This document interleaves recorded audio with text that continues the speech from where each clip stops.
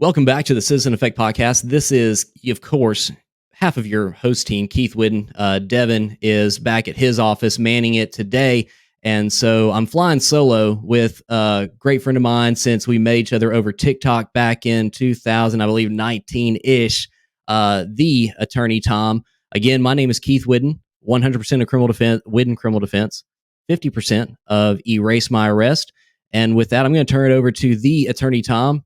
Go ahead, introduce yourself, and let us all know what do we need to know about Attorney Tom, and also go ahead and let people know where we can find you as well. We'll hit that at the end as well. But go ahead, and for the people that are that God forbid, click off a little bit early, let them know where they can find you from the very beginning. Sure. Well, first of all, good to see you, brother. Thanks for having me on. As you said, my name's Tom Kirker. I go by Attorney Tom on all socials. It's funny that we did meet over TikTok because, TikTok is probably my least significant social media platform, I would say. I am a content creator as well, primarily on Facebook and YouTube, long form videos. Just for reference, in 2022, the Attorney Tom Facebook page did over 500 million minutes watched, and our YouTube page did roughly 321 million views in 2022. And I think I only posted like one TikTok in all of 2022 because I think we can get into that later, I'm sure. But yeah, so I'm a catastrophic personal injury lawyer. My law firm is named Attorney Tom and Associates. We have offices in Houston, where I'm from, born and raised.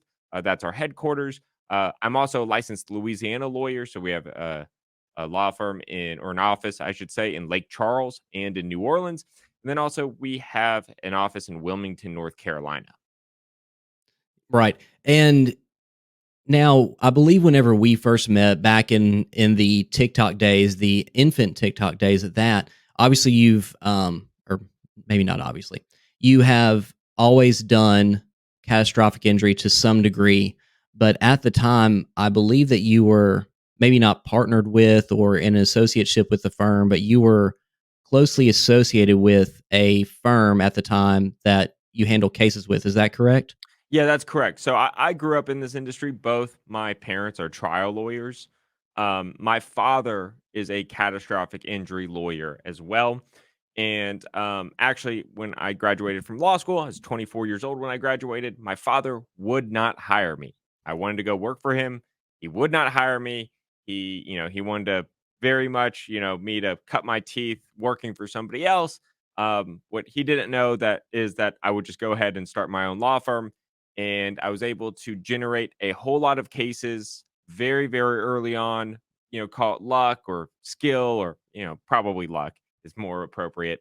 But I came across these really high end, very technical, very complex cases. So what ended up happening was I ended up joint venturing them with his law firm. So I was never an employee there. And what's funny is after we did about 3 or 4 cases, and we had some very stellar results, my father offered me a job at his firm, and by that point the cat was out of the bag, and the math for the pay for a first year associate was not what the value that I brought from starting my own firm. So in many ways, my father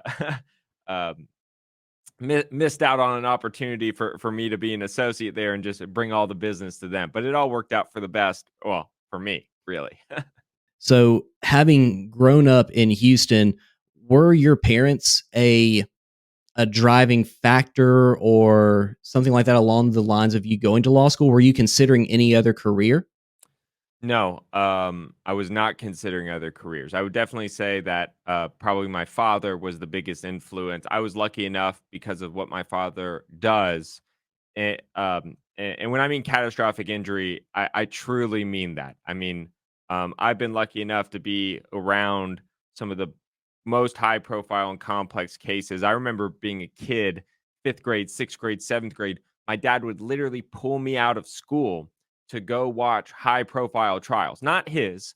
Although I probably watched 2 or 3 of his own trials, but he'd say, wow, this is a real treat. This lawyer who's a legend who, is the most respected in their specific niche, is trying a case or giving a closing argument. You should go check it out. And so if you asked me when I was in 6th grade, I would have told you that I wanted to be a trial lawyer. So I was pretty dead set on that. I went to college. I graduated my college in 2.5 years. I graduated law school in 2.5 years. And I just wanted to get in the courtroom as quick as possible. That was always my dream. So, being that you grew up in a household with lawyers for parent with parents that were also lawyers, was that an interesting upbringing personally for you, where you were, for lack of a better word, cross-examined on whether or not you did your homework at night or brushed your teeth? You know what? Actually, no. My parents are very, very laid back in that respect. My family, they're very supportive. I can't emphasize that enough. Anything I wanted to pursue, that they would have my back 100%. But it was very much a um, you sink or swim environment, in the sense that if I wanted to go and fail my math class, my parents didn't check my grades. They didn't they didn't come to me and say, "Hey, your teacher said XYZ." They weren't on top of me, right? But it was very much, if you start failing, um there will be consequences. But luckily, I don't ever think it got to that point. But my parents were very hands off, to that Okay. extent. Anything I wanted to do or pursue, they were generally supportive of. But it was very much, I was handed a lot of responsibility, at least, relatively speaking, for a kid, very early on. And I think that has paid dividends down the road, because, being an adult wasn't so much of a shell shock. I get what you're saying. I understand what you're saying by all means. So I grew up with two teachers who was kind of the opposite, and so I had numerous friends that grew up in a way that was similar to yours, where we're going to let you fail, but the um the consequences you have to deal with. And whereas in my house, it was kind of like, if you do fail, this will be the consequence and you will have to live with it. And so I was almost scared straight into not failing, if that makes sense. Right. So, and now you have talked about how came out of law school. Was your undergrad degree, did you have an MBA or a business degree in undergrad or marketing? No, no, none of that. My undergrad was in political science, which really I don't even know what that means. With political science, went to law school, but I was just lucky enough to grow up in the legal field. I just seeing how the law works, how the business of law works, because all my dad's friends and my mom's friends, they were fellow lawyers. So just by being around them through osmosis, I could kind of see, like, oh, Miss Smith does probate. Oh, Mr. Jack does, you know, criminal defense. So I kind of had a very good understanding of how the business of law works, and, all of the kind of trade secrets that I think a lot of people take a long time to figure out, or at least a couple years. I just naturally had a head start because of, just by being around it my whole life. Well, then go ahead and let me, as well as the rest of the audience, know what was one of the biggest trade secrets or business secrets in the business of law that you came into practice with at 24 years old, that some of us at 34 years old are still trying to figure out. Sure. The biggest one that I base my firm around, even to this day, is the saying, "You make money by saying no." I see a lot of lawyers, and a lot of people now have come to me that my firm has really taken off over these past few years, and they're starting to see the success that we've had. And a lot of my contemporaries have come to me and ask, and I say, well, look, here's the problem. You're willing to take any case that comes in your door, and I think this is a big problem when solos come in, or even in the personal injury world. I From the very beginning, if you go watch my first videos when I'm filming on a terrible webcam, it's just me. I have no money. I don't have any overhead. It's no employees, no nothing. I say I'm a catastrophic personal injury lawyer. I say if you're an offender bender, I'm not the person to call. So that's even niching down with respect to the area of personal injury.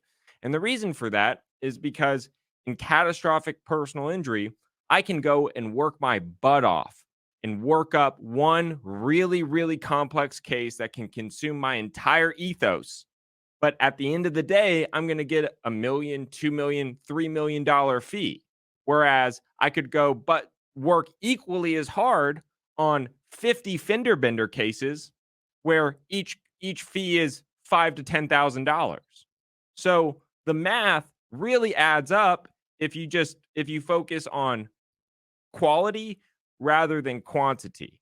And I think a lot of people get, not desperate isn't the right word, but they're nervous. They have their specific skill set, and then somebody calls their office and says, "Hey, can you help me with a divorce?" And they don't know a damn thing about being a divorce lawyer, but they want to take that $20,000 retainer because they need to pay rent.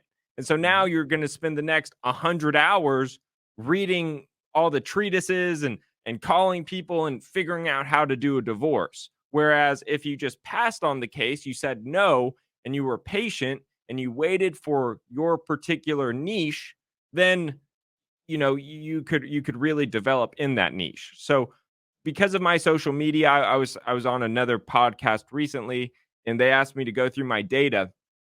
Um, Last year on Facebook, my Facebook channel did 500 million minutes of views, and we get inquiries all the time. I have this little catchy phone number. My Mhm. phone rings off the hook. Last year, I think we signed up 24 cases. That's That's it. incredible. That's it. And people go, "Wow, that's not a lot." But I mean, every single case that I take, um, we expect it to be worth significant value, and I'm not going to spend my time on a case where I don't think the return is there. Well, and So also, yeah, and that's I guess that comes to the value of having referral partners as well, that's right. that are also going to be hungry and are going to be able to work up those smaller claims. Right, that's right. And so it's yeah, so exactly. So there's a lot of ways to make it work, but I think it all comes down to you make money by saying no. You have to find your niche, what you're good at, what you're the best at, and that is what you do. And then it's very tempted to get sidetracked, especially at the beginning when you want so desperately just to bring in some revenue, but that ends up hurting you because then next thing you know, it never stops, right? Because then you Mhm. you like where do you compromise? So Well, were you ever tempted to, in fact, take those fender benders or even the divorce or the DWI defense? luckily, no, and I'll tell you why. Okay. Because 8 days into practicing law, into opening up my firm, I signed up a mega case. Mhm. So right from the get go, and I'll tell you how I got the case too. I made a Please. video. I made a video on YouTube. It was the first video I ever made that got over 1,000 views. It was about a local event that happened in Houston. The Channel 2 News reporter saw it, gave my law firm a call. Mr. Kirker, I saw your YouTube video. We're doing a story on this on the Channel 2 News. Can we come to your office and interview you as the legal expert? I said, sure, of course. My I get 30 seconds of fame on the Channel 2 News at 5 o'clock in Houston, which is the biggest local channel, news program. It says Tommy John Kirker, personal injury attorney. At 5:45, my office phone rings. Mr. Kirker, I saw you on the Channel 2 News. It said you're a personal injury attorney. My 18-year-old son was just killed by an 18-wheeler. Mm. So I instantly, and again, call it dumb luck or whatever, but I instantly had a case that I knew was significant. Mhm. And that gave me the peace of mind to know that, okay, I'm going to be okay one way or the other because, now that I have this potential docket, even though the docket consists of one case that's worth value, I'm going to be okay. And I can play kind of the number games with it. Right now, what I did then, like, as we talked about earlier, is I'm a 24-year-old kid just fresh out of law school. I'm at the time not experienced enough to handle such a complex and significant case because there were some other third parties involved, some other defendants. It was a big case. So I joint ventured that case with my father's firm. I got great firsthand experience.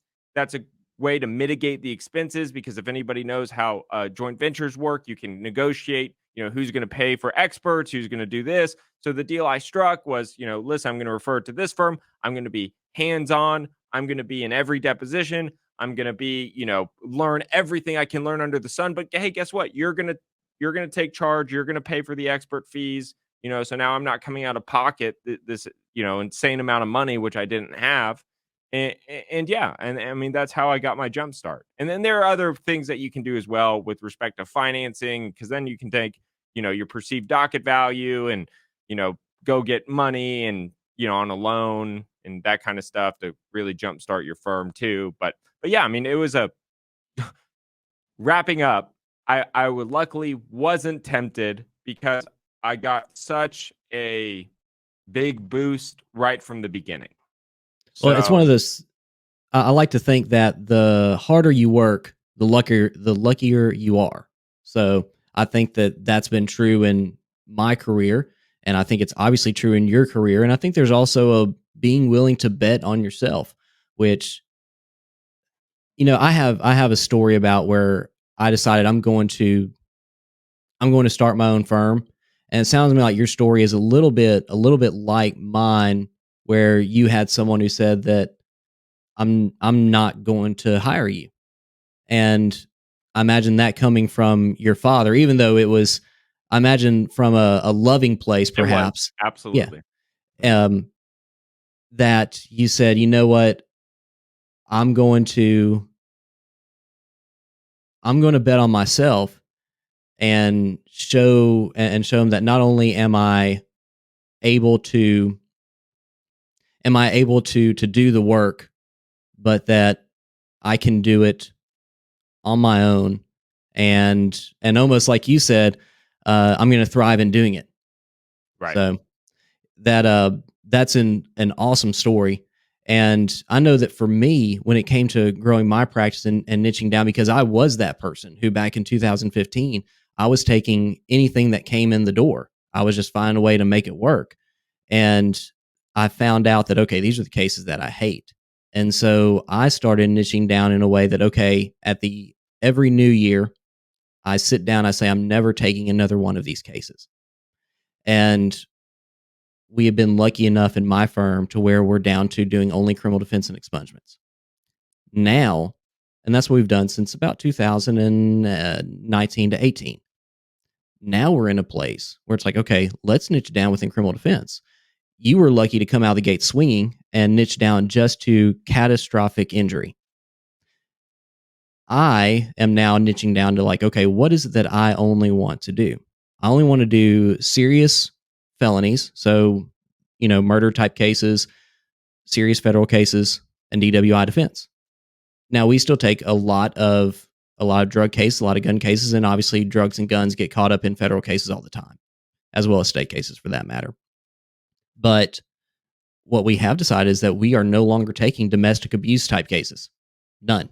So if you are arrested for a domestic abuse battery claim or a domestic abuse battery charge, I'm going to refer you to somebody that I trust. I referred to them out yesterday. They tell me their story, and I say, we don't handle these type of cases anymore. Here are 3 names for 3 people that we trust, and I suggest you call them. And so we are growing into that niche, and you were lucky enough to have that niche from the very beginning. Right. What are some of the other things that you have picked up along the way that have helped you niche down and helped you grow your business in a way that you only need 24 good cases in a year? Yeah, so I would say the biggest tool, and I had no idea it was going to morph into what it is. The biggest tool, competitive advantage that I have over anybody else is my social media. Originally, I started social media out of pure necessity because I didn't have any ad dollars. But now my YouTube channel and my Facebook channel, it sounds crazy what I'm about to say. Um, and it's not technically true because technically I have 2 separate companies because now I have a media company. But if they were combined, last year my social media company from my videos covered my entire OpEx. That's So huge. I make money from the videos I publish, and we're talking, very solid money. Mhm. And if the companies were combined, literally it would cover my entire staff expense, my rent, any sort of OpEx that I have. And so that allows me to sleep at night and allows me to be patient and continue to not accept cases that are not in my specific niche. So that has been the biggest competitive advantage that I have had, especially in the past 3 years, where really the social media has started to cash flow. Because the first 2 years it doesn't, and you have to start to build an audience. But I would say that that's my biggest competitive advantage is I would still make videos even if I never got a case for the rest of my life because they just do well.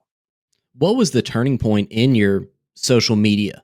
That was it converting your TikTok audience into YouTube viewers, or was there something else along the way that your social media really jumped to that next level where it's like, okay, I finally hit my stride? Yeah, so the timeline is I started my YouTube channel first, Mhm. okay? And right off the gate, I got a wonderful, really high-end case from my YouTube channel. Literally 8 days into starting it, the practice of law. That YouTube takes a long time to develop. It's really hard to grow. Simultaneously, I started TikTok probably a year later, and that's where we met. TikTok blew up really, really quick, and you think you're the king of the world because now you have, you know, 500,000 followers on TikTok or whatever. Well, Um, even at 50,000 or heck 15,000, right, I was getting, people in local restaurants like, "Hey, aren't you that guy on TikTok? Aren't you that DWI guy?" I'm like, "Yep, that's me." So, I mean, heck, forget 500,000 for me. It was like 15, and I felt like I was king of Monroe. So, right. But meanwhile, my YouTube channel was slowly starting to grow, still consistently, and somewhere around the end of 2019, maybe beginning of 2020, um, I hit the baseline monetization partner program on YouTube. So for anybody who's familiar, the way YouTube works and Facebook works for that matters is if you ever watch a YouTube video, that little ad runs beforehand. The way that works is it's a 55-45 split. So if that ad costs $1 to be placed there, the person who created the video gets 55 cents, YouTube gets 45 cents. Now, you don't automatically qualify for that revenue share partner program. You have to meet some sort of minimal threshold. And it's generally 10,000 subscribers, 4,000 watch hours on YouTube. Okay. So I hit that threshold, and the first day as a partner, I think I made $10. mhm, Like, wow, $10 for doing nothing, for posting videos that I'm already going to post because maybe I'll get a case from it. This is great. And mhm. then it became $30. And then it became $100. And I remember thinking somewhere along those lines, like, wow, this is great. If my YouTube can pay for my dinner, then this is the greatest deal of all time because I'm basically getting a free dinner to make videos that might get me cases. Well, So then and I I'm very started. grateful that your YouTube was able to pay for all of our dinners in Atlanta one time. So That was that that was a great night. it Um, absolutely was. but then, it just keeps growing. So then you take a step back and you say, okay, how can I make better videos? And it really helps you examine. And now if you go and watch my videos, people are shocked. I never advertise my services. Well, I should say never. I rarely advertise my services. I never stop the video and say, hey, just so y'all know, I'm a catastrophic personal injury lawyer. You should hire me. No, I make videos that people want to watch. And I develop trust with the audience, right? People call me not because I advertise my services, but because they watch my videos and they feel like I'm somebody that they can trust and they can call and they can consult with, right? Like I said, my phone rings off the hook and it's a shotgun blast, right? I mean, we get calls for divorce, we get calls for speeding tickets, we get calls for criminal, so it's a war of attrition for us, right? We have to politely decline a lot of cases, and if we can, we'll kick them out to other people, but most of the time we just say, hey, sorry, This isn't in our field. We wish you the best of luck, blah, blah, blah. But so anyway, I started making videos focusing on, hey, I just want to make videos that people want to watch. I don't care if I never get a case from social media again, because that's not the game I'm playing. I'm making videos to make videos. And then it started going from $100 a day to $200 a day to $300 a day to $400 a day. Then I started a Facebook channel, and all I did was take my YouTube videos and I started uploading them on Facebook, right? And it's the same kind of deal. It's the same videos. They're just on different platforms because people consume content on different platforms. So the next thing you know, you're doubling that. So instead of $300 a day, it's $600 a day. And instead of $400 a day, it's $800 a day. And instead of $500 a day, it's $1,000 a day. The next thing I know, I have 3 full-time employees who just work on my content. Their sole job is to help me make videos. And Attorney Tom LLC is my media company. The Kirker Law Firm is my law firm, obviously. But they're very there's a lot of synergy, right? For whatever that's worth. Because like I said, people watch my videos, they trust me, they call me. If there is a particular case that I feel like I want to go after, that my social media might be a good avenue for, I will make a video about it, but I'll disclaim, I'll say, hey guys, usually I make a video for fun, but today, I do want you to consider my social media or my actual legal profession, but that's once in a blue moon, right? But yeah, that is really my competitive advantage. Is I know I can sleep at night knowing that I can pay for my bills from the revenue that my videos make. And you have a very Gary V with the jab, jab, jab, and then right hook delivery when it comes to that, because you are, like you said, delivering value every single time that you post a video and not going in for a sell, except for whenever it's like, look, you guys that watch me, this video is relevant to my profession because of X, Y, and Z, or not even just my profession, to my area of expertise within the profession. Right. So I really, really like that. And I know that you and I have a shared love for Gary V. Are there other influencers or authors? Because I always like to ask guests, have you read Think and Grow Rich? Yes, I have read Think and Grow Rich. Yeah. Okay. And so, I mean, I read it for the second time, I guess within 365 days. I just finished it last month. Yep. So I read that book once, maybe twice a year at least. So there are 2 other books that Yes. These are the 2 books that I think are the most important to me in my life. One is called Never Split the Difference. Yes. Okay. That's about the 3rd, 4th, 5th time that I've heard that on this podcast. So absolutely. I'm an audiobook guy. I love listening to audiobooks. Mm-hmm. This book is fantastic. The gentleman who wrote it was the chief hostage negotiator for the FBI.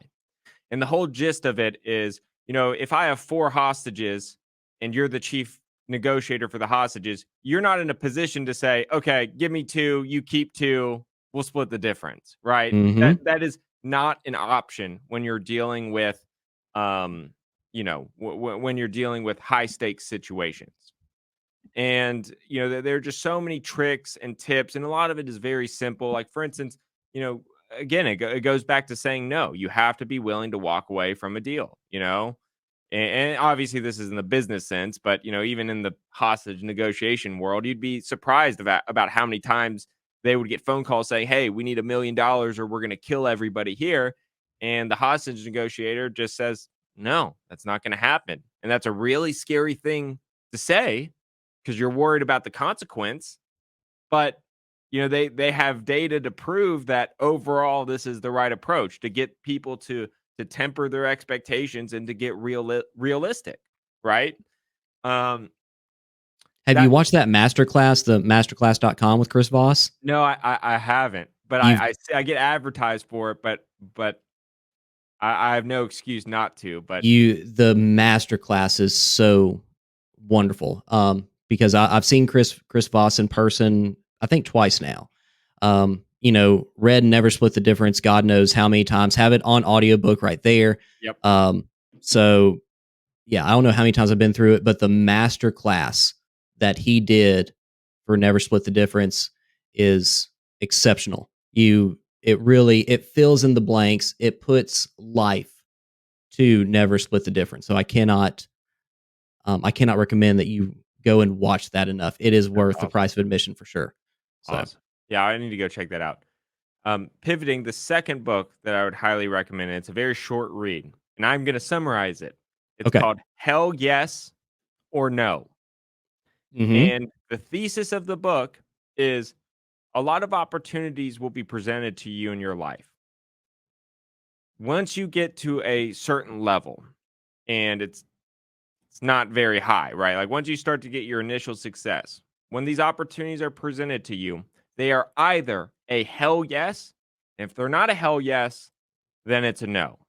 So, like if somebody came to me and said, "Hey, Tom, I have this idea. If everything goes according to plan, you'll make 100 grand in the next 12 months, but you're going to have to work 20 hours a week, on the side to do this."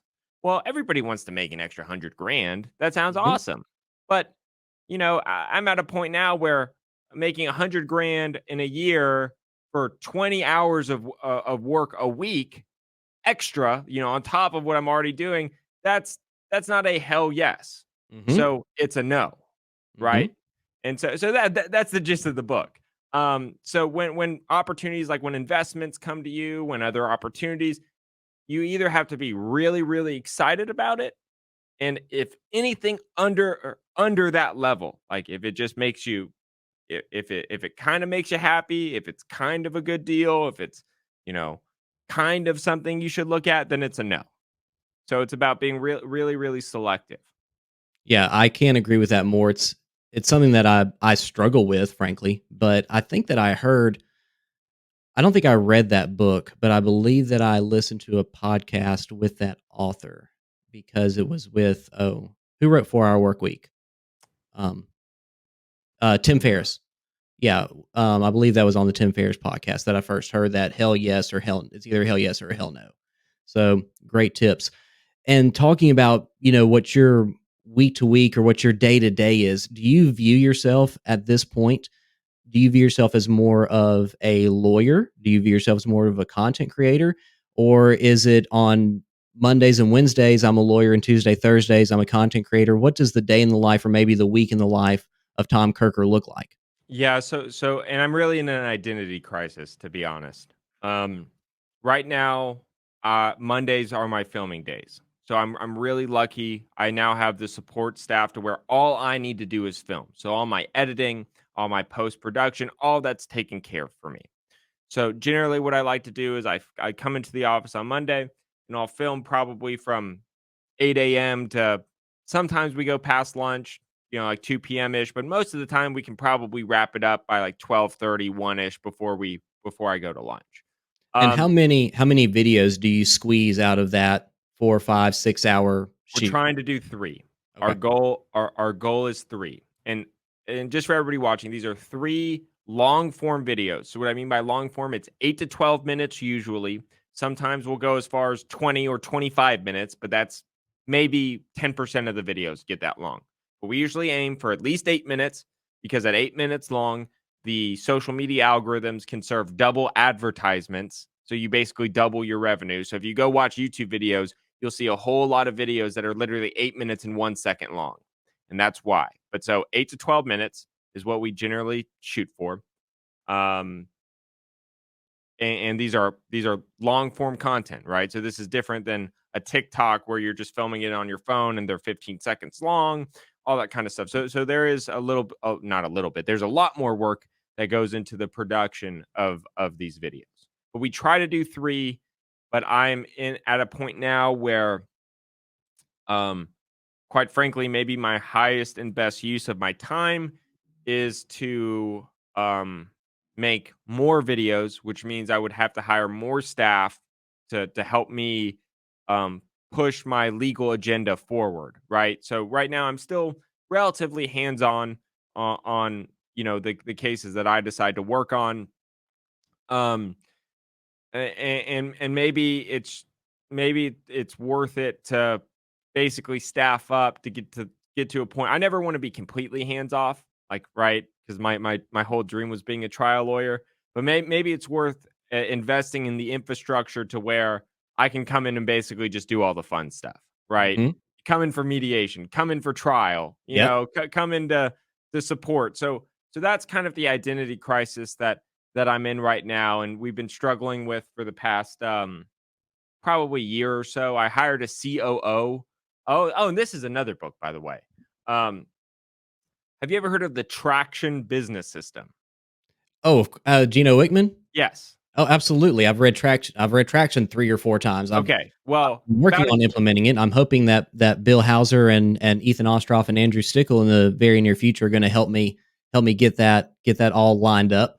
But Yeah, cool. So about a year ago, I'm sorry for going on this tangent. no, About a year no, ago, it's I went to a lawyer in Houston, not my father, a lawyer in Houston who I consider probably the best businessman lawyer maybe in the country. He's a relatively young guy, 45 years old, has made hundreds and hundreds of millions of dollars.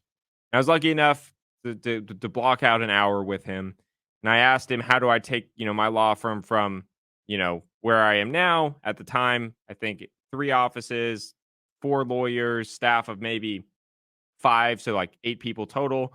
And like, hey, how do I take this next step? And he said he does a bunch of businesses. It's not just his law firm. He also owns like a private equity firm that he runs, and he's just a very smart guy.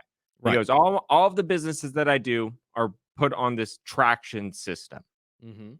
And so I read Traction.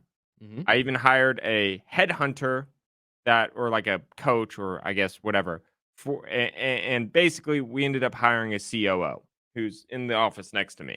Um, he started in July, August, and now we're starting to systematize, and now it's kind of getting more realistic for me to where I'm having to make these tough decisions where what is my future like, because now we have a really good understanding of our data, which I didn't have before. We're very on top of how many calls a week we're getting, what's our cash flow look like, what are our expenses, things that I really was kind of keeping track of, but not really to the ability to where I could forecast, you know, things in the future and, make decisions based on that. But so that's been a real help. Really, it's been a 12-month process from the time I learned about it to really right now is, where I feel like we're just over that hump.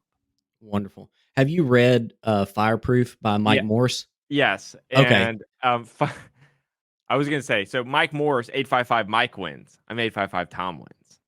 You've noticed that. But I I never understood. I did not notice that until literally right now, but I should have because I just finished reading, Fireproof like 2 weeks ago. But So I never understood Mike Morse's because Mike is too many words, right? 855 Mike wins. Every time I hear that, well, but he does so much branding, it just works, and he's a great guy. But and I would tell this to Mike's face. Fireproof is just a total ripoff of Traction. I mean, there's nothing wrong with it. I mean, he got Gino Wickman to write the prologue, right? Or Mhm, the intro. mhm. Um, but yeah, I mean, it's great. I mean, and there's so much value in there, right? And I'm not trying to knock Fireproof because I think I read Fireproof and I think it's great because it takes Traction and applies it to lawyers, Mhm. right? It absolutely does. Absolutely. Yeah. So I couldn't agree more. It's really, really helped, hiring my integrator, which is what the traction system calls a COO. Hiring my integrator has been a really fantastic move. And it's pushed me to the point where now I'm having to make, you know, tough decisions on what my future is. So, Yeah, it's just that between, you talking about the COO and also earlier you talking about how your dad was such an important part of you becoming a trial lawyer, it sounded so much like Mike Morse's story. So, uh, yeah. I would have been surprised if you hadn't read Fireproof. So, but so does that mean that your Tuesday through Friday is is taken over by you being the lawyer, going to depositions, going to pretrial hearings, drafting motions? Yeah, uh, for the most part, yeah. Okay. Do you still find that doing that grunt work, that work in the trenches, is that fulfilling to you? Or do you think that you see yourself being more of the content creator in the future just so that way you can come in and do the fun things? Because frankly, that's my ultimate goal Right. is to have a system where whenever the big DWI is going to trial, whenever the murder case is going to trial, whenever the federal case is going to trial, I come in anywhere from 1 week to 4 weeks out on that case and start working it and getting it set, and all the pieces are ready for trial. And I just go in, I try the case, and Sure. then the moment that it's over, I go back to the office, and I'm now, you know, part manager, part content creator, just calling the big shots, working on the business as opposed to in the business. Yeah. Well, I don't wanna, I mean, I've definitely done steps to mitigate that. For instance, I still joint venture cases all the time, right? Like, if we get something that's just crazy or super complex, we'll bring in the big guns, and which is great because, one, I get a lighter load on the quote unquote grunt work, but also more importantly, I get to learn from the best in the business, right? Mhm. Which is really, really wonderful. Yes. Um, but to an extent, yeah, I mean, uh, it is a grind sometimes. It absolutely is. Nobody likes doing all of the scuttle work and um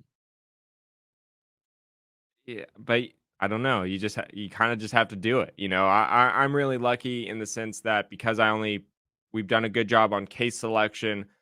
I feel like everything that I do has some level of importance, which I don't know if I would have that same feeling if I was doing a fender bender car wreck case and it Mhm. was just the same generic discovery.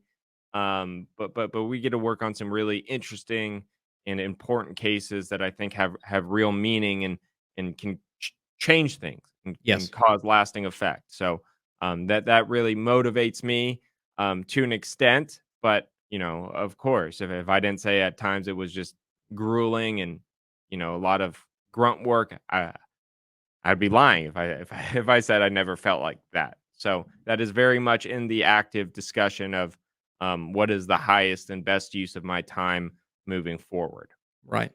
And that's something that, I mean, I frankly have struggled with since 2018 because, and I just had this conversation with my coach 45 minutes ago.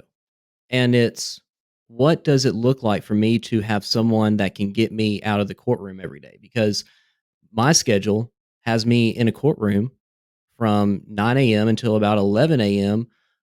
Monday through Thursday. And now that we're doing more federal work, it's on Fridays too. And so it's, how can I have less time in the courtroom so that I can have more time in the office, again, working on the business as opposed to being an employee. Right. So, and that's, you and I are in the same way, even though at least your work is in the office and you're not going to court every day. You still have to have a part in making sure that motions get done, or maybe you are traveling to other offices or jumping on Zoom to get depositions done and Right. things like that. So, um, yeah, I get it. So, what do you think is going to be? You've talked about your competitive advantage being in social media, YouTube and Facebook specifically. What are some of the things that you and your firm and your creative team are doing to sort of look into the crystal ball to see what's coming around the bend to future proof your brand and your social media presence? Yeah. So that's a great question. A few things. One, um, I think having an organic social media following, which is what we have, right? I think that's only going to get more important. I go to the. Do you know who Mr. Beast is? Oh, I know who Mr. Beast is. I Okay. have, So, yes, so, yeah. so for the past 3 years, Mr. Beast, and I think it's gone on for longer, but for the last 3 years, at least for me, I go to Mr. Beast's YouTube conference. It's called Vid Summit. Okay. He's an owner of it. He's one of three or four owners, but he shows up every year. Okay. Um, and so I go to the YouTube conference, and it's for creators by creators. There's no fans there. It's a really fantastic experience. And usually they bring a YouTube executive to go give a keynote speech or a speech at the conference. And every year the numbers for YouTube are just going up and up and up and up as a percentage of, what consumers are watching. And TV is going down and down and down and down. So I am very bullish that the individuals who watch my content now, I don't think it's the prime market for what I'm doing, right? I don't think um I still think the majority of people who are in the workforce who are suffering catastrophic injuries are old enough to where they probably consume TV more than they do the internet, right? So they're Mhm. they're watching the commercials. They're watching Morgan and Morgan on TV. Mhm. They're the ones who call when they see the billboards and get peppered. But Mhm. I'm optimistic, and what I'm betting my future on is as the workforce gets older and as the Mhm. people who grew up with the internet, who are the consumers of the internet, become the main drivers of the workforce, being a quote unquote influencer, for lack of better words, will have more and more impact. Mhm. So, what I'm betting on is my organic social media presence, because there are people who might have more watch time on social media than me because they pay literally millions of dollars a year in ads on social media. But to me, that's not social media. To me, that's just advertising on social media, right? And It's there's it's difference. commercial. Right. It's just a commercial that nobody wants to watch. Yeah, the So, difference, it's kinda like buying space on the 5 o'clock or 6 o'clock news versus buying space on YouTube TV. right. And once you're out of money, you're not going to get any traction or views because you're not paying any money. So all of this is organic. So what I'm betting on is keep making organic content that provides value to people. Again, just I don't need to plug my services. People will call me because they like and trust me. And so what I'm betting on for my firm is that once the population gets older and the people who are fans of me are the ones who are in the workforce and need lawyers, that my brand will become even more powerful. So to me, it's just a race to continue to make better content. I invest a whole lot of money into content. Like I said, I have 3 full-time people on my staff for Attorney Tom LLC, my media company, that help me make content, and I only wanna improve that. I have a lot of really great ideas that we're trying to build the infrastructure to support. I literally wanna start making mini documentaries. I mean, they don't need to be Netflix quality, but they need to be, good enough to where Mr. people Beast enjoy quality? it, right? Yeah, Yeah. a Mr. Beast quality. Right. Right. I mean, it's gotta have some production value, but, it doesn't need to be crazy, right? It's just gotta be worth the viewer's time. Right. And so we're kind of at a sweet spot, and I think that we really also we're in a direction or in a space where it's probably a good time to transition to what is the final question, what we talked about before we hit record, and it's the same question that we ask everybody who's been on the podcast. The citizen effect is about finding a space and leaving that space better than you found it. And you've talked about your space in catastrophic injury and being a catastrophic injury lawyer. You've talked about your space in social media and being an influencer of sorts. What is going to be your citizen effect in those spaces, or just one of those spaces? Or maybe it's another space that we haven't even hit on. Absolutely. So I'm very much mission driven, and again, if you get on the traction system, for anybody listening, they make you write a mission and what your mission is. The mission for my law firm is to protect the people from the powerful. Those are Mm. the only cases that we take. And again, I know it's corny, but I truly believe the cases that we take make a difference, whether it be future actions from that company or deterrence from the field as a whole, right? I think, getting popped with a very large verdict has significant effects for safety down the line. I truly believe that to the bottom of my heart. With respect to my content, Attorney Tom LLC, our mission statement is to make content worthy of the viewer's time. Mm. And so, and this might sound crazy, but I get messages and DMs and comments all the time. Hey Tom, I love your videos. You inspired me to be a lawyer. Or hey Tom, I was in a real dark place and then I binged 20 hours of your videos. I learned a lot, but also it was fun and entertaining. And and that kind of stuff I think really matters. I mean, I think every day we get to just help society as a whole. I mean, I truly believe that, and we get to make money doing it. So it's the best of both worlds. Um, so I couldn't agree more with the mission of the Citizens podcast. I think if you provide value in whatever manner, you will be rewarded for that. So I definitely hope that when it's all said and done, my law firm and my content have left the world better than we found it. Well, let me go ahead and say that your mission statement for your law firm is not in any way corny. Um, hell, as soon as you said it, I was like, Jesus, that could be the mission statement for my law firm. Because the fact of the matter is that people in criminal defense situations, I mean, you're up against an entity that in basically has unlimited resources to put you in prison. Right. So, whew, that was that hit home for me. So it is in no way corny. Um, Tom, we're at that point. I'm trying to be very respectful of your time. Where can the audience find you if they want to learn more about you, more about Attorney Tom and the Attorney Tom YouTube? Yeah, so everything is branded Attorney Tom. Our like I said, our Facebook and YouTube page are our biggest social media outlets. So I would recommend going and checking out the videos on Facebook and YouTube, and I hope people who watch them are a little bit shocked because generally lawyers are when they watch them. They're fun, they're goofy, they're entertaining, they're kind of not what you would expect. Um, so that's just if you go to Facebook or YouTube, you type in Attorney Tom. Additionally, if you want to go check out my website, it's attorneytom.com. Lawyers reach out all the time. We try our best to always respond to lawyers, and we'll more than happy to give any information or tips or tricks or our camera system equipment setup. All that kind of stuff. People always want to know. So if you just go to the website, you can fill out a contact form or call us 855 Tom Wins. We'll be more than happy to help out. Tom, it has been awesome having you on the podcast. Heck, let's do it again another year or so and compare notes, right? Yeah, I would love to. All right. And hopefully we can catch up in person sooner instead of later as well. Tom, thank you Yep. so much for joining us today.